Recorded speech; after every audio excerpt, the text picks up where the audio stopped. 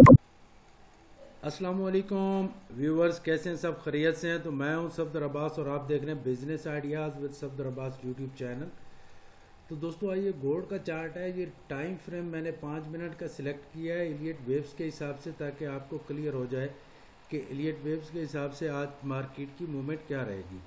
तो ये 1200 के लेवल को टच करके तकरीबन 1300 को नीचे आया था और ये 1200 के करीब पिप्स बने थे और फिर मार्केट ने 50% रिट्रेस किया। सेकंड वेव्स थी और ये थर्ड वेव्स बनी है। ठीक है, तो थर्ड वेव्स के बाद अभी ये 4 वेव्स बना रही है। तो 4 वेव्स जो एटलीस्ट ऊपर जा सकती है वो 1899 और 1900 और 1900 के नियर अबाउट, यानी 1900 और 1900 के 200 के करीब रह सकती है मार्केट यहाँ से। और फिर ये मार्केट नीचे आएगी तो ये 1886 1887 जो है इसका नीचे फाइनल होगा। ये आज का एनालिसिस है। तो thank you very much, have a great and successful day friends.